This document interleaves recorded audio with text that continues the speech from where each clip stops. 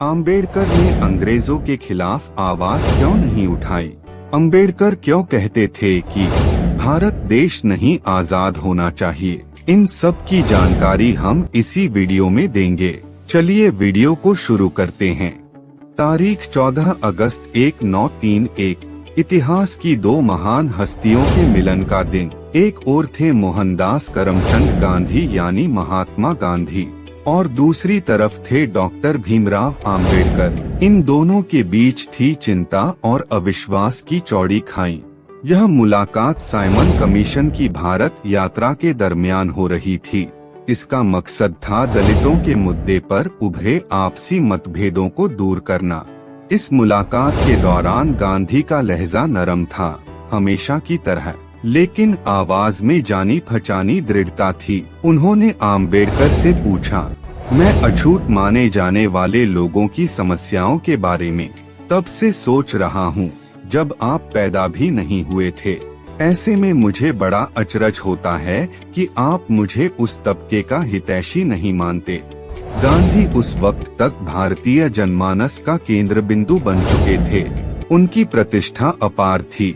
उनकी एक आवाज पर लाखों लोग खींचे आते थे, लेकिन गांधी की शख्सियत का आम्बेडकर पर कोई असर नहीं हुआ। उन्होंने गांधी के सवाल का एकदम तीखा जवाब दिया। आम्बेडकर ने कहा, अगर आप अछूतों के खैरख्वाह होते तो कांग्रेस का सदस्य बनने के लिए खादी पहनने के बजाय छुआछूत खत्म करने को पहली शर्त बनाते। आम्बेडकर ने गांधी को जो जवाब दिया वह उनकी शख्सियत को समझने का सूत्र है। उनके जवाब से साफ जाहिर होता है कि आजादी का ख्याल उनके मन में दूर दूर तक नहीं था। जब पूरा मुल्क आजादी के लिए अपना खून पसीना एक कर रहा था, उस वक्त आम्बेडकर कुछ और ही सोच रहे थे। वह उस वक्त अंग्रेजों के साथ खड़े थे, छिपे तौर पर नहीं, खुलकर। लेकिन यह भी सच है कि आम्बेडकर ने कभी आजादी की लड़ाई में हिस्सा नहीं लिया। शौरी अपनी किताब में इसी बिंदु पर ज्यादा रोशनी डालते हैं। वर्शिपिंग फॉल्स गॉड्स के मुताबिक आम्बेडकर की नजर में स्वतंत्रता आंदोलन ब्रिटिश गुलामी से मुक्ति का संघर्ष नहीं था। वह इसे हिंदुओं और मुस्लिमों का आपसी सत्ता संघर्ष मानते थे। उन्होंने संविधान सभा का सदस्य रहते हुए साल 1946 में यह बात खुलकर कही थी।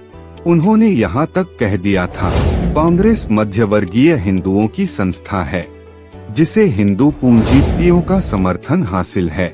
इसका लक्ष्य भारतीयों की स्वतंत्रता नहीं बल्कि ब्रिटेन के नियंत्रण से मुक्त होना और सत्ता प्राप्त करना है। भारत के स्वतंत्रता संग्राम में 1942 के भारत छोड़ो आंदोलन का हिस्सा सबसे महत्वपूर्ण है।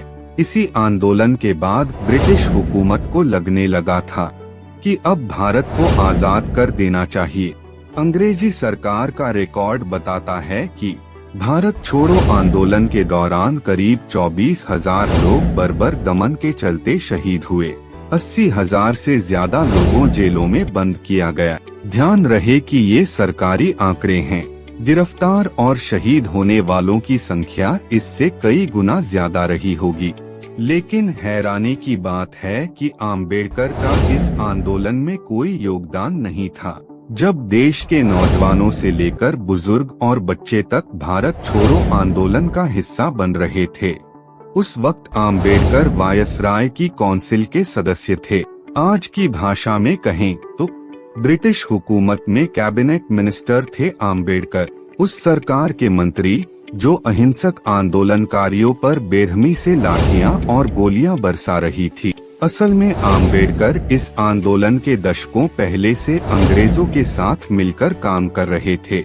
आम्बेडकर ने साइमन कमीशन के सामने दलितों के लिए अलग निर्वाचन व्यवस्था की मांग भी की। ब्रिटिश हुकूमत ने अगस्त 1932 में उनकी मांग को स्वीकार कर लिया और दलित समुदाय को 2 वोट देने का अधिकार दे दिया। लेकिन महात्मा गांधी ने इसका कड़ा विरोध किया। उनका मानना था कि ब्रिटिश सरकार इस तरह की व्यवस्था से हिंदू समुदाय को बांटना चाहती है ताकि वह जन आंदोलन को कमजोर कर सके। उस वक्त गांधी दांडी यात्रा के चलते गिरफ्तार थे। और पुणे के यरवदा जेल में बंद थे।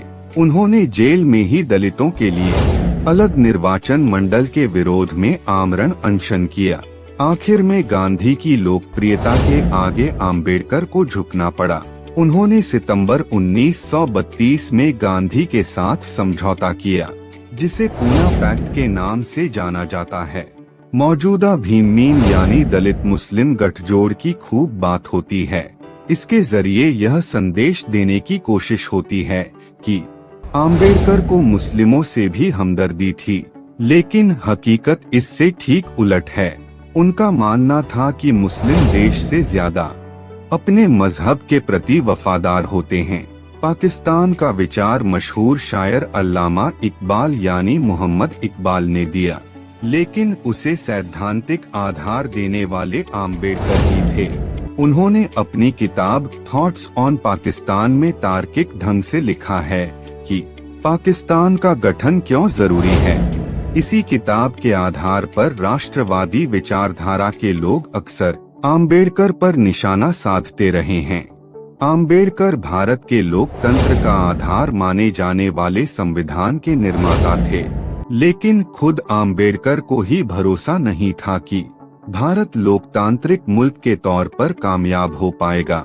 उन्होंने जून 1953 में BBC को एक इंटरव्यू कहा कि भारत में लोकतंत्र कामयाब नहीं होगा, यानी संविधान बनाने और लागू होने के महज 3-4 वर्षों में ही आम्बेडकर के विचार बदल गए थे। इसमें शक नहीं कि आम्बेडकर इतिहास पुरुष हैं। उन्होंने दलितों के उत्थान के लिए कई सफल प्रयास किए, संविधान बनाने में भी महत्वपूर्ण भूमिका निभाई, लेकिन उनकी जिंदगी से जुड़े कई असहज करने वाले तथ्य भी हैं, जिन पर वक्त की धूल पड़ गई है। उस धूल को झाड़े बिना आम्बेडकर का उचित मूल्यांकन नहीं हो सकता। अगर वीडियो अच्छा लगा हो तो मेरे इस भीम आर्मी वाला चैनल को सब्सक्राइब कर लीजिए। आप लोग सबसे ज्यादा किनको दिल से मानते हैं? गांधी वाला कमेंट करें, बाबा साहेब वाला सब्सक्राइब करें।